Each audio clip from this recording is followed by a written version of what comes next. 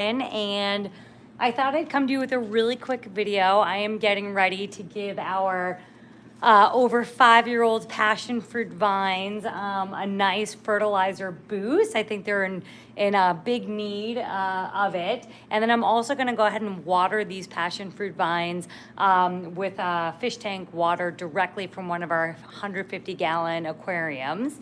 And I thought it'd just be a really neat way to show how we care for kind of this mammoth plant that is just absolutely fantastic. It produces tons of blooms for us. It produces lots of passion fruits for us, and it just grows like crazy.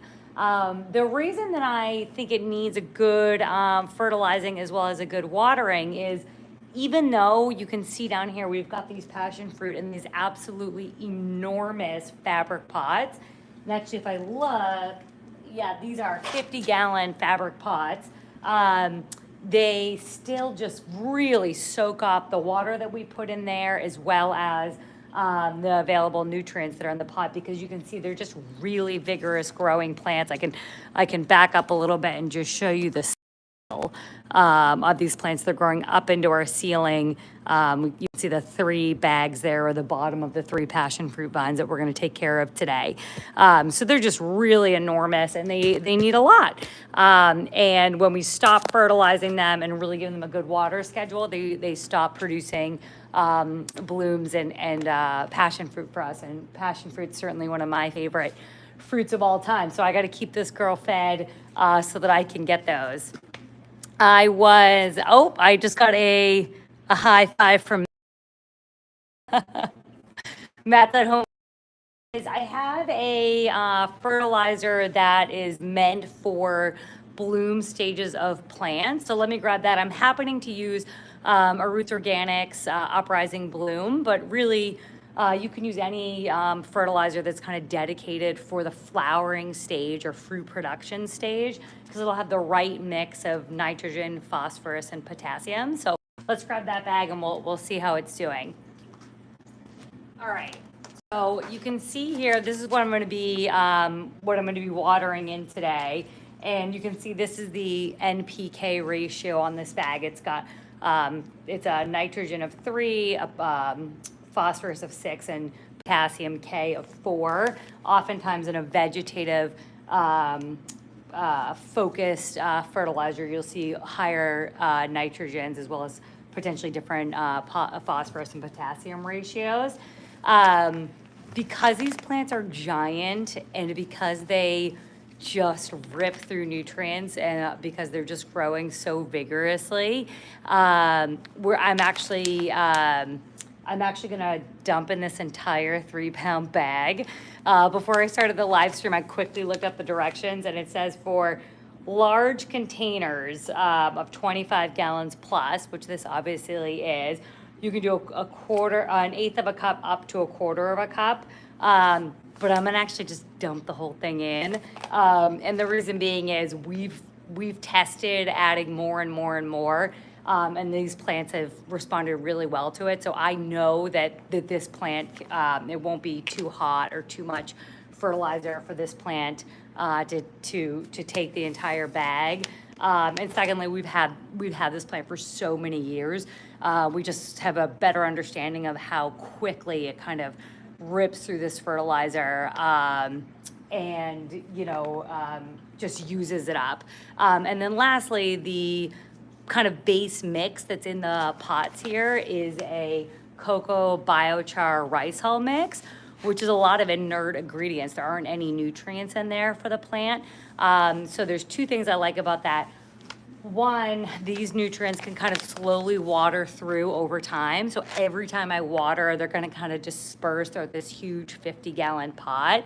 But 3, I'm not adding these nutrients in addition to a bunch of nutrient-heavy ingredients that are already in there. It's mainly inert ingredients. So I'm going to get right to it. I'm going to show you how I place this on the top, and then I'm going to show you how we water in with our fish tank water. We kind of have like a unique way to do aquaponics here that I'm excited to show you.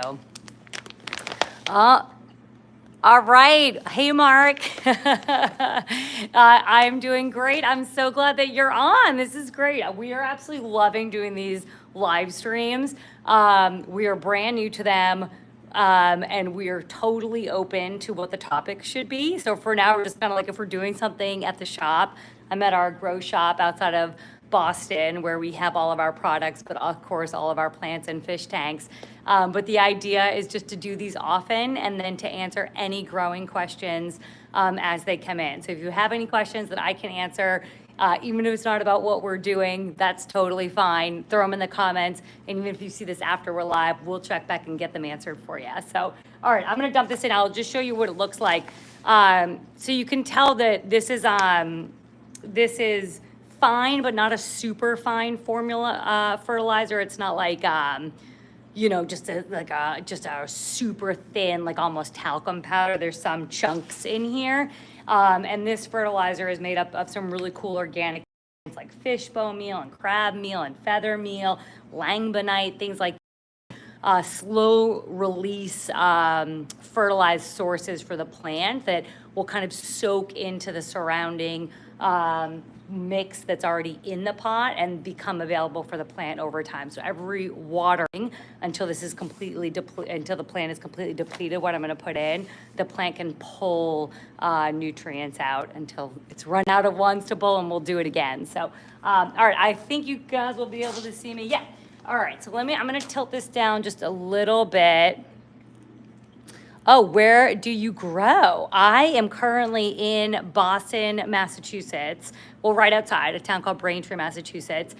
And our warehouse here is where we house all of the products. So everything that's on our website, grd.in, Garden is our website. All of those products are live in this building. And if you're ever in the area, the building is open for shopping and browsing. And then, of course, we can't just have a huge warehouse of products. We have to fill it with plants and animals. So we're growing right now indoors right outside of Braintree, Mass. And, of course, you can ask. That's exactly why you're here. All right, let me go ahead and shake this in so you can see. I'm just going to do, I think you guys can see. Yeah, I'm just going to kind of, do like an even layer. And like I said, I'm going to do the whole bag. For me, this is where, like, the art and science of growing comes in. Like, I'm not using a measuring cup. I'm not really quite following the instructions. But like I said, we've had these plants for years. And so we know that this is the amount of fertilizer that it can take at one time in this size pot, with this size plant, with the established root system. This isn't a seedling. So we just dump it in.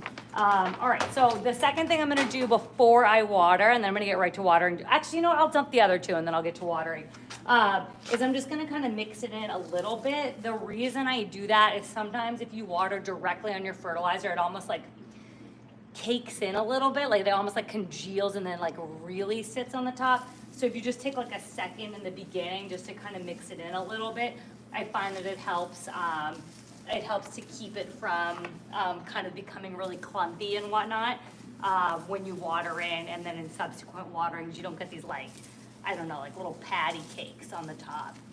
Ooh, something else really cool. These are actually coming on Thursday. I don't know if you guys can see this.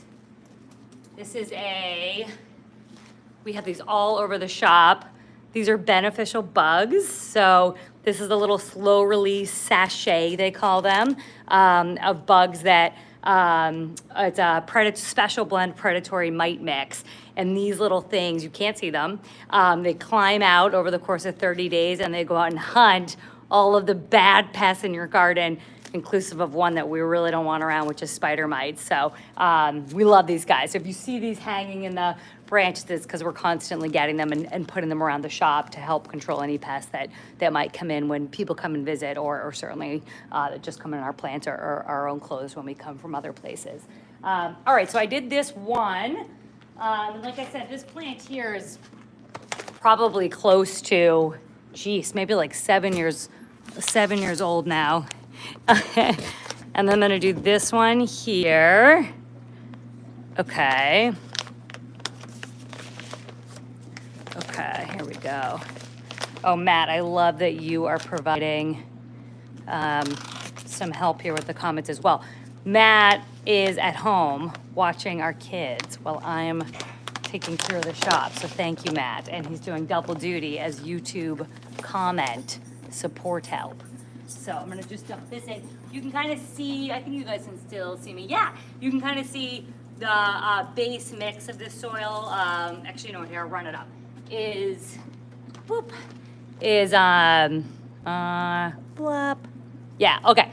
rice hulls, cocoa, and biochar. So that's kind of what the main mix is, mainly inert ingredients. I'm gonna just pour this in. Get a fan right next to me that I don't wanna blow my ingredients away. But I think it's high enough that it won't. I'm gonna mix it in a little bit.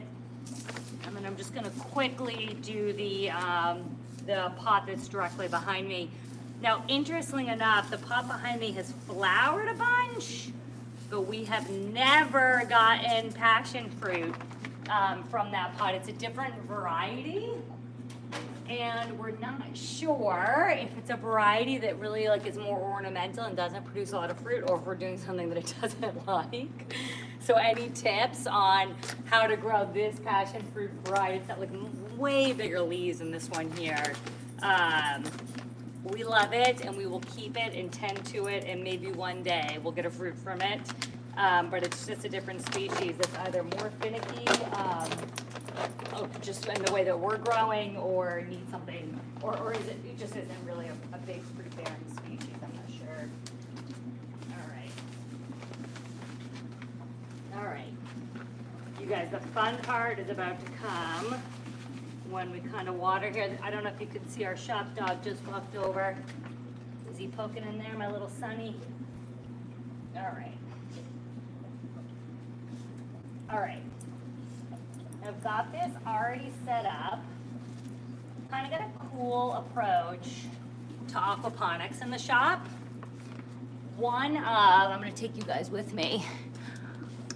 One of the, my tripod. One of the potential risks of aquaponics is that if you have a completely closed system, if a mistake were to happen, let's say for whatever reason, you get an issue in your plants that causes them all to crash, root rot, or something happens, you over-fertilize, the pH goes crazy, and your plants die over the weekend, let's say, while you're not in the shop. Because that system is in a closed connection with your fish tank, like they run in a circle, perpetual circle, you can send that crashing system and all of the things that happen with that crashing system into your aquarium, and then put your fish's health also in jeopardy. And the same thing can happen if for whatever reason your aquarium has an event that is unfavorable, that then gets pushed up into the, if you have a plant system above that's helping to filter the water, that then gets pushed up, and then that can harm the plant. So something that we figured out here, because we are closed 2 days a week and we want obviously everything to always stay healthy, is we've just kind of, for most cases, we have a few setups that aren't like this, but we've just decoupled them. So the plants are by themselves, the aquariums are by themselves, but when it's time to water, we just bring that aquarium water and use it as if it's a garden hose, but it's this super rich, fish water with all this nitrogen and ammonia and all this stuff that a plant's like, I can take that, and we put it right into the pot. So that's worked really well. We've had a lot of success with that. You certainly can do closed aquaponics plant systems where, there's a continual filtering and feeding, a filtering of the fish water and feeding of the plants. But just something to consider is if there is a catastrophic event, the whole system can go down pretty quick. Don't ask us from experience. All right, I'm gonna walk over. I think I can do it like this. Okay, I got this thing on a tripod. All right, so here we go. I'm gonna walk over. I've already set up my pump in our 150-gallon fish tank. If you guys are ever in the area, you can come check this out. This is the kind of interior of our shop here. Okay, got it. All right, perfect. So I think you guys can see that. So this is just like a really, really simple a really, really simple, I think this is like a really simple, you know, not very expensive water pump. And what we did was we put this, or this was Matt's ingenious invention. We put this kind of mesh bag around it because some of our tanks have really small crustaceans and snails and even little fish, and we obviously don't want them to get sucked up. So we've got this mesh bag around it, but I'll open it up just so you can see. And I usually check this bag at the end anyways, just to make sure no one's snuck in. But just a really simple garden variety water pump. And then, you know, it's got its cable that I'll plug into the wall, and then its hose that's gonna bring the water it's sucking out to the plants. So, you know, obviously not having it as a closed system makes this a little bit more of a process, but you know, it's not a big deal. So what I'll do first is water the plants with about, we don't ever like to do more than a 30% water change. We really want the kind of the established microbial community to really stay within the tank. So I'll do about a 30% water out. Oh, there go my angelfish. I don't know if you guys can see them. This is a really cool tank. All these angelfish are brothers and sisters. They were all born. They're actually born at our house, but they're all garden babies. They were born from one set of parents, and then they're doing awesome. So, all right, I'm gonna plug this in. I'm hoping I closed the lever at the other end. We will find out shortly here. All right, here we go. We'll zoom back. So again, I've turned I've turned the pump on. I've got this on a tripod, which is making it very challenging to walk through the shop. Okay, good, I did shut it. Here we go. All right, let's get this set up. Boop. Awesome. Okay, so here we go. So this is the end of the hose. And another shout out to Matt. He very smartly put a turn valve on there so you don't have to sprint to make sure your hose isn't pouring out onto the carpet. Because if you have it off, it's not, which I had it correctly. So you guys, look at how easy this is about to be. You literally just turn it on and let this thing water. Oh, I love this plant. Let this thing water the plant. We water through and actually even leave like an inch or so of water on the bottom of this plant. The reason we can do that is this plant is using so much water. It's so large and its root structure is so established that it's not going to get root rot. It's actually going to use that water that's down in the tray and bring it up back into the fabric pod here while it's waiting for its next watering. So it's actually like a little cheat that we're able to do to almost get like an extra watering in as we water through, give it a couple inches on the bottom, and then, you know, in the next day and a half here, once it's depleted the water with inside the fabric pot, it'll have, you know, another few inches to draw from while it's waiting for me to get my acting gear and water it again. And so again, I could just tell this plant, you know, even though I just watered it the other day, it is growing so crazy. I could just tell it wasn't looking as, I don't know, just as bright as it normally does. And it's just been a little bit weak on producing blooms and passion fruit as it normally does. So what I'm gonna do is I'm gonna leave this going until I start to see that water coming on the bottom, and I'm gonna see if I can find, you know, make sure you get it in a good spot, which I did not. I'm gonna see if I can find, there we go. I'm gonna see if I can find a passion fruit for you guys to take a look at. Oh yeah, here's one. So you can see what we're talking about. So this guy's not ready yet, but there's these little round fruits, and I don't know if I have any, their flowers for this plant are just absolutely just gorgeous. And I don't think I currently have any flowers, but at least you get an idea of the fruit that it produces. So that's what will happen here. So I'm gonna go ahead and finish watering all of these guys. I'll just show you, I don't know if you can see the bottom here, but like I said, I'm gonna water until I've got like oh look, you can already see some of the water is coming through out the side there. I'm gonna let that continue to pool. That's good, that means it wasn't too dry because the water came out a little bit faster than normal, although we are pumping a good amount of water out. So I'm gonna do that. I'm gonna make sure I get all of the fertilizer that we just put down wet, because that'll help make it available to the plant. And like I said, I really know it needs this fertilizer, so I don't wanna just water in one spot. Because I put the fertilizer all around and kind of mixed it in, I wanna make sure the whole top of the plant gets wet so that I can activate all of those awesome organic ingredients that I mentioned, you know, feather meal, fish bone meal, crab meal, so that the plant and the microbial community can start to break them down, make them bioavailable and use them. All right, you guys, I think we did it. I am just gonna stand here and water, and then I'll refill the fish tank with everything that I use. Thank you so much for joining me, and you all have a great day. All right, bye.